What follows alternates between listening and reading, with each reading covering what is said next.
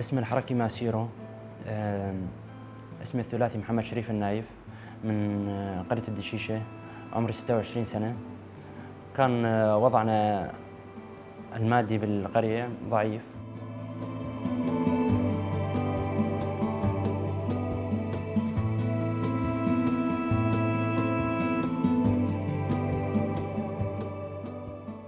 رعي الأغنام وفلاحة، زراعة يعني نفلح الأرض، ناخذ من ايش تطلع على الأرض، يعني الواحد يسترزق عليها. فكانت طفولتي هناك يعني. فانتقلنا على لبنان. بلبنان اشتغلت أنا محل معجنات، فطاير ما فطاير، وزاد حلو يعني. من لبنان اجينا لهون على منطقة الحسكة. ما هو قريتنا كانت فيها تنظيم داعش، وبالشدادي زاد كانت بتنظيم داعش. فضلينا بالحسكة تقريبا ما يقارب شي سنة، بين ما تحررت المنطقة قدرنا نجي لهون. فأنا خلال تواجدي بهالسنة موجود بالحسكة، تعلمت على يعني نظرت نظرة، يعني القوة الموجودة اللي هنيك كانت الحركة يعني موجودة، رفقات فشكلت صداقة مع رفقاتي الشباب يعني. هنيك نقعد نحكي مع بعض، نناقش مع بعض، انتم وين عم تشتغلوا، وين انتم وين. فأنا كنت قاعد يعني لا أشتغل ولا شيء يعني. كان حلمي الوحيد إني أجي على منطقتي أو أقعد فيها يعني. فرفقات قالوا لي إحنا متطوعين مع القسدة. فقلت لهم يعني حاول ما يصير أنا أفوت معهم كذا. قالوا بلى، تقدر تشوف الرفاق وتناقش معهم، وبلش تصير يعني تنضم إليهم إذا شافوك مؤهل هالشيء هذا أو كذا، أو شافوا عمرك صغير يقول احتمال ما يقبلونك أو. فشفت الرفاق، فكسن مواليدي وكذا قبلوني مباشر. ففوتونا على أكاديمية سياسية وإيديولوجية وعسكرية بنفس الوقت. فعلمونا الرفاق يعني كيف الواحد كيف يعيش، كيف ينظم حياته اليومية بين الرفقات. ويعني كان تعداد الأكاديمية يعني الرفاق الموجودين بها شي 100 رفيق، 110 هيك.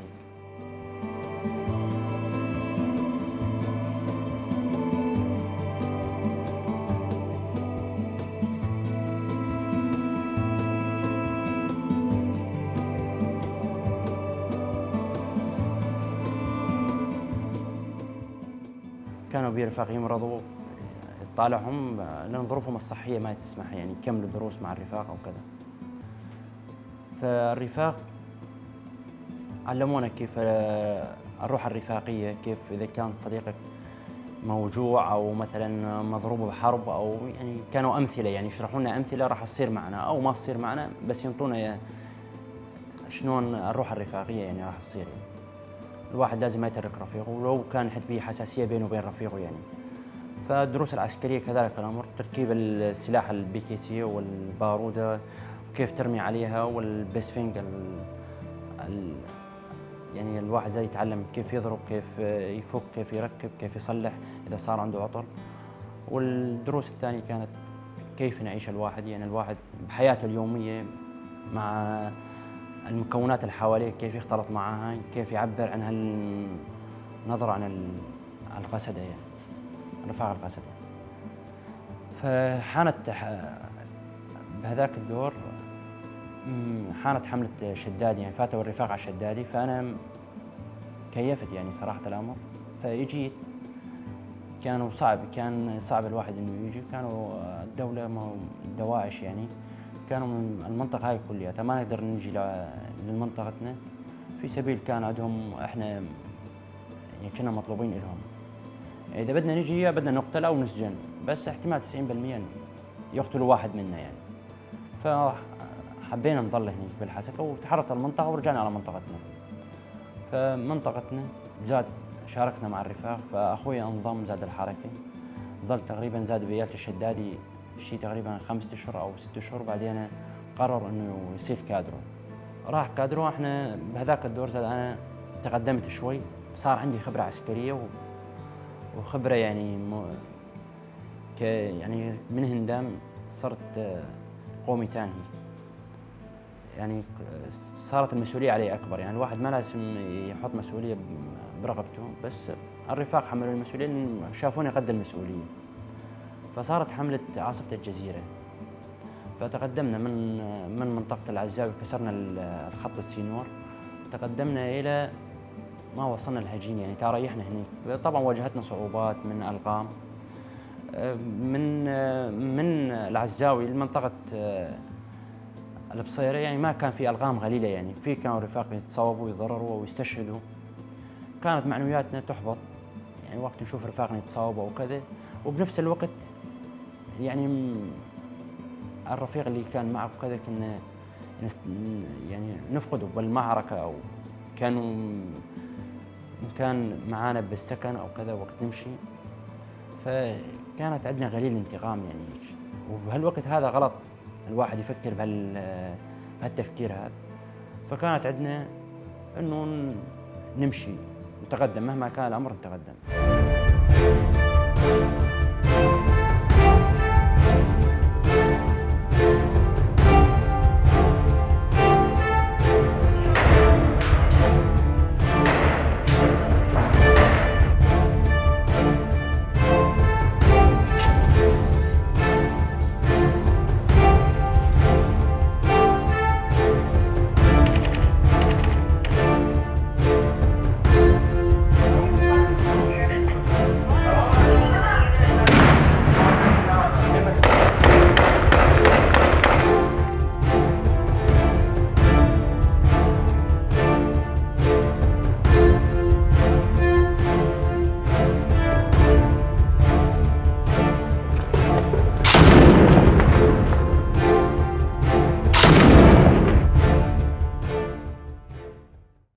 طبعا الواحد وقت ينضم لأي قوة عسكرية إن كانت بالعالم، هاي قوة عسكرية، أنت عسكري.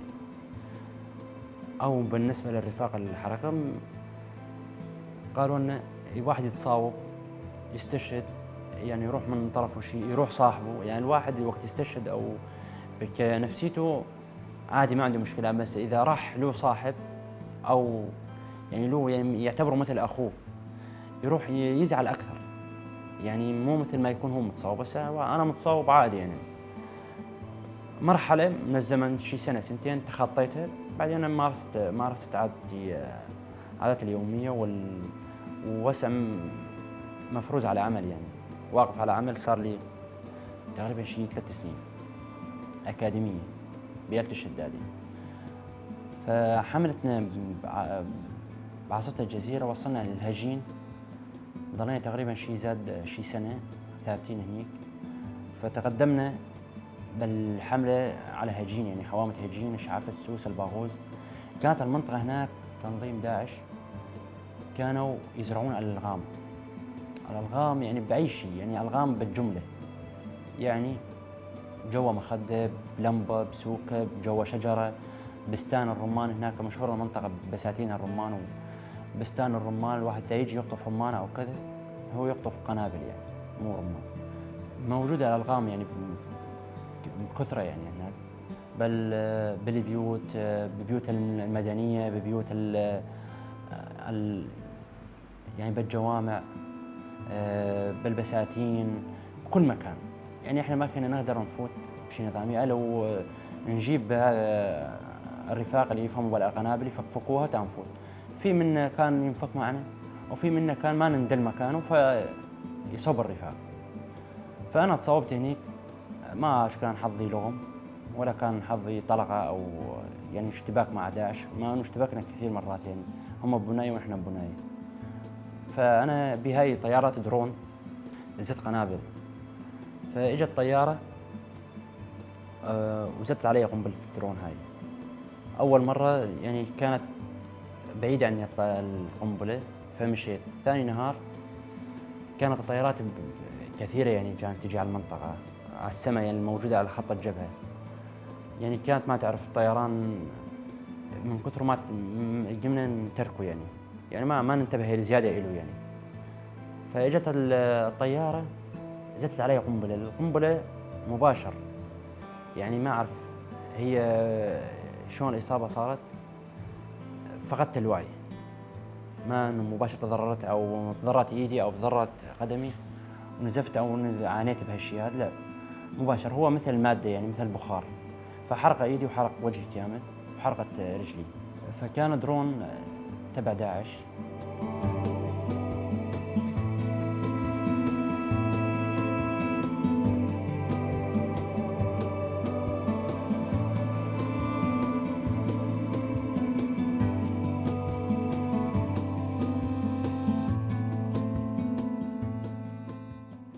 فوقت زدت القنبلة كان معي رفيق وراي يمشي معي، احنا نمشي مع بعض اثنيناتنا. فمباشر أنا صابتني الضربة فقدتني الوعي، فانحرقت إيدي وانحرق وجهي كامل. هذا كان حتى يعني العظم طالع وجهي. بعد المشفى والعلاج والدكاترة اللي عالجوا وجهي ضلت عيني انضربت، ما عاد أقدر أشوف بها.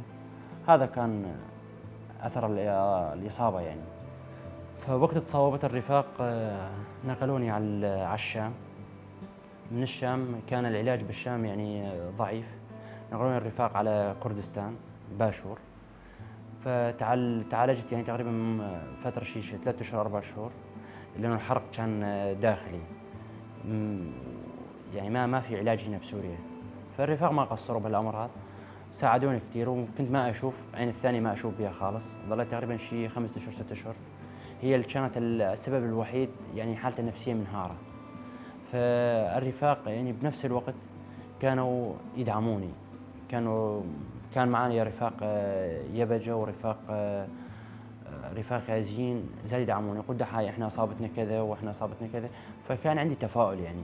في رفاق يعني فاقدين النظر، في رفاق مقطوعة ايده، في رفاق مقطوعة رجله.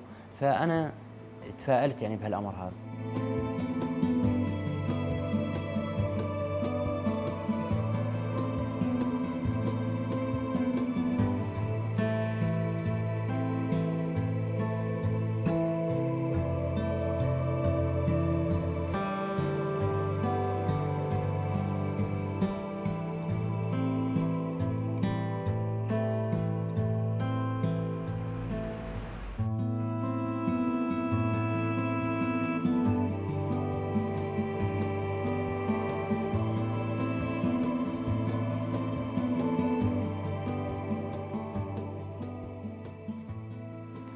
يعني حسنت من نفسيتي يعني، تعديت من المرحلة هاي. فصار عندي يعني الأمر إنه بعلاج يتطور حديث بالنسبة للعين يعني، إنه تعالج. فعين الثانية قمت أشوف بها ودحقت على حالتي يعني وضعي كذا. يعني الحمد لله إنه أموري مو هذاك التأثير الجانبي. أما في عندي على الطرف هو فقدت عيني، انه يصير علاج حديث متطور، وان شاء الله الرفاق زاد ما يقصروا يعني يساعدونا. فاجيت من باشور، طبعا اهلي ما يعرفوا عني شيء، يعرفوا اني يعني بالجبهه وكذا. فوقت اجيت في من الرفقات او في من العالم وصلهم كلام انه الرفيق ماسير ومستشهد يعني.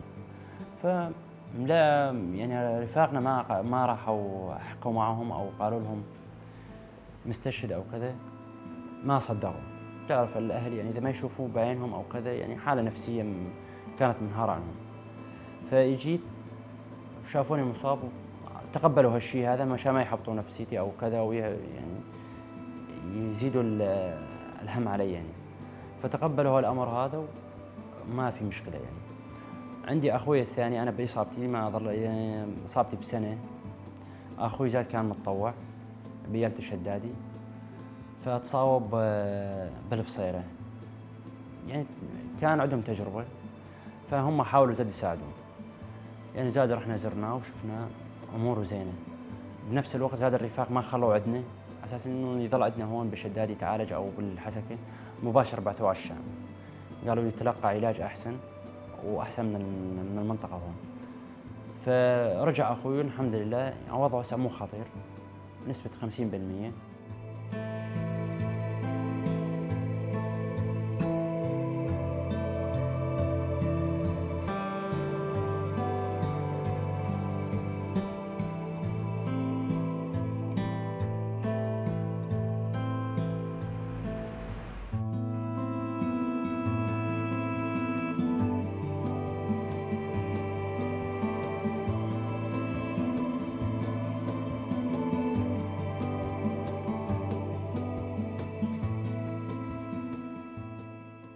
أثناء إصابتي وزيارة البيت أهلي وصرت يعني على رفاق عام، يعني كان علاجي صار سنوي أو شهري يعتبر، لأنه الجروح الطفيفة تعالجت. فالرفاق هنا نقلونا من المشافي على مؤسسة هي رفاق فدراسيون جرح الحرب. بنفس الوقت المؤسسة يعني بها رفاق يعني من كافة المناطق ومن كافة المكونات، يعني بين رفاق عرب، أكراد، سريان، مسيح. كنا يعني مثل أخوة، بالعكس فرحانين إنه كل واحد عنده إصابة، كل واحد عنده يعني منتدى هالشيء هذا.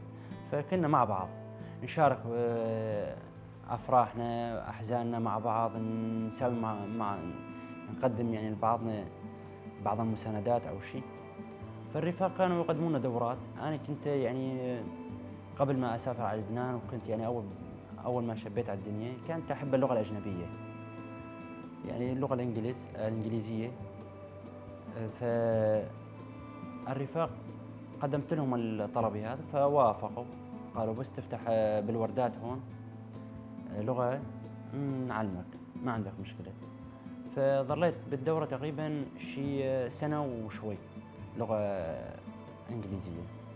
فتعلمت المحادثة الإنجليزية conversation English يعني كنظام ابتدائي، يعني شي 50% مرحلة التدريب تخطيتها.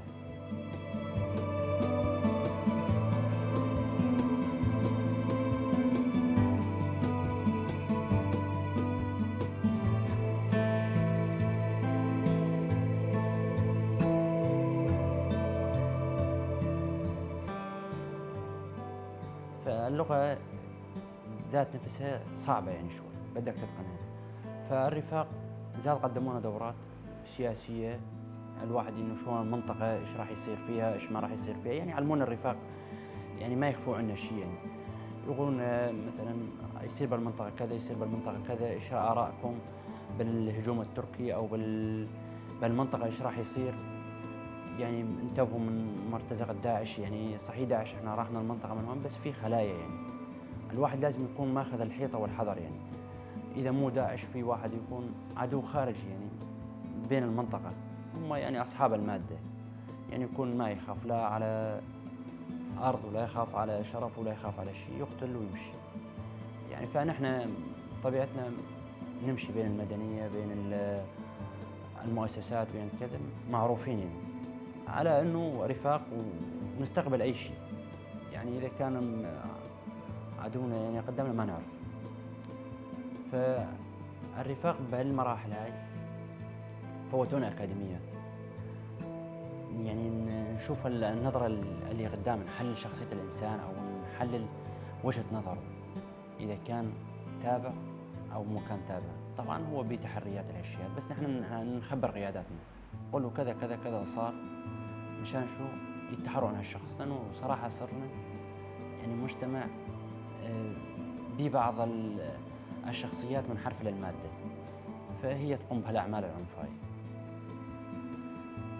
تعلمت اللغة الأجنبية قد ما شافوا الرفاق أنه خلصت من الأكاديمية ويقيمون الرفيق. يعني اجيت على الرفاق قلت لهم أنا إذا بي عمل قريب من بيتي أو كذا أقدر أساعد فيه، ما عندي مشكلة. فالرفاق اختاروا لي عمل بيالة الشدادي المجلس العسكري، أوقف على مكتب الانتساب، انتساب الرفاق، وأكاديمية تشييد بروس كبيرة.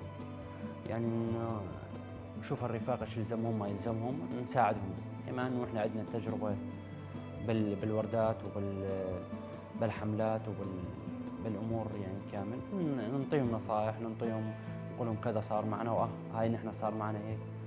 انتبهوا من كان سيء نعلمهم على الغلط إنه ما يتجاوزوا، وإن كان شيء أمور لصالحهم نعلمهم عليه مشان يعني يشوفوا للأمام ما يغلطوا مثلنا، يعني أو نفس التجربة يعني ما يعيشوها. أخذت تدريب مع الرفقات المصابين، فكان التدريب يعني لمحة يعني عن الروح الرفاقية، كيف الواحد يعاون رفيقه ويساعد رفيقه. كان يعني دروس مثلا كيف نعيش، يعني معنا رفقات يعني عرب ورفقات من مناطق ثانية، يعني وكان المساعدة بيناتهم زينة يعني.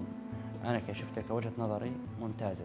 يعني الرفاق يعني كان الرفيق كأنه مقعد أو يمشي أو كذا يساعد رفيقه يعني ما يتركه بأي شيء. كان من مثلا أبسط المثال ناولني هالكتاب ناولني هالقلم أو ما عندنا مشكلة يعني الواحد يساعد ربعه. فالدروس كانت الواحد الروح الرفاقية كيف نعيش. زاد تعلمنا دورة حاسوب معلوماتية. هي كانوا الرفاق حسب الرفيق ايش ما تشتهي نفسه يعني. مثلا اشتهى انه يتعلم هالشغلة هاي يعني المجال عمله قديما او بنفسه انه يصير مثلا يعني اعلامي او ينطي دروس مثلا كوميسيون باكاديميه او كذا يعلمون الرفاق يعني ما انه يحققوا له هالشيء انه يساعد رفقاته وهم بنفس الوقت يساعد نفسه انه انجز هالانجاز هذا.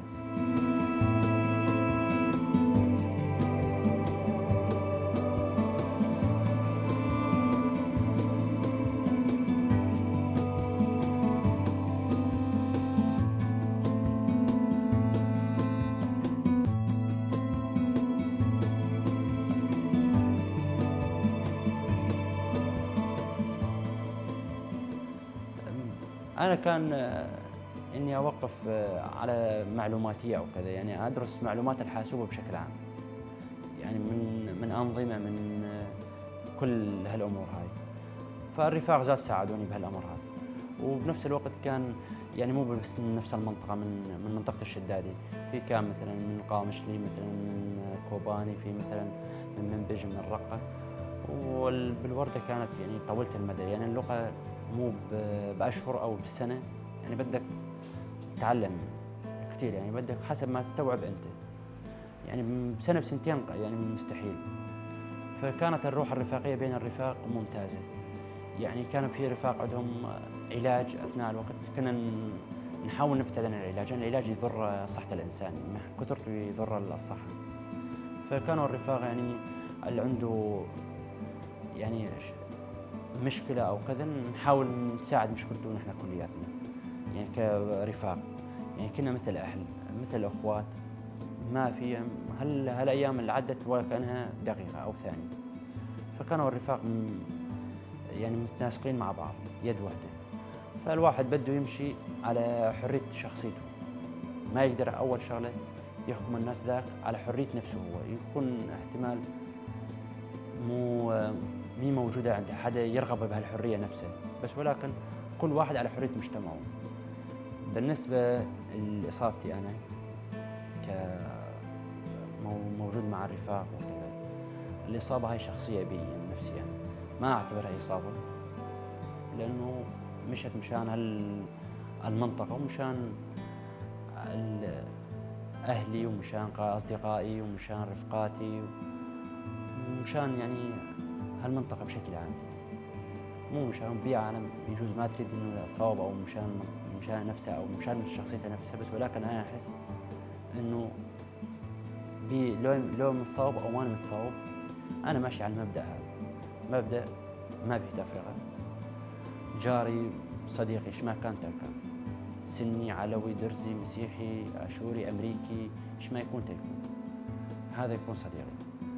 بنفس الوقت الإنسانية مو بنفس عقيدة واحدة يعني الإنسانية منبع من القلب يعني الواحد إذا يشوف أي شيء هو يعدله من نفسه يشوف حيوان مضروب أو شيء يقدر يشيله يشوف شيء بالطريق يقدر يساعده يشوف إنسان مقطوع جوعان يساعده هاي الإنسانية.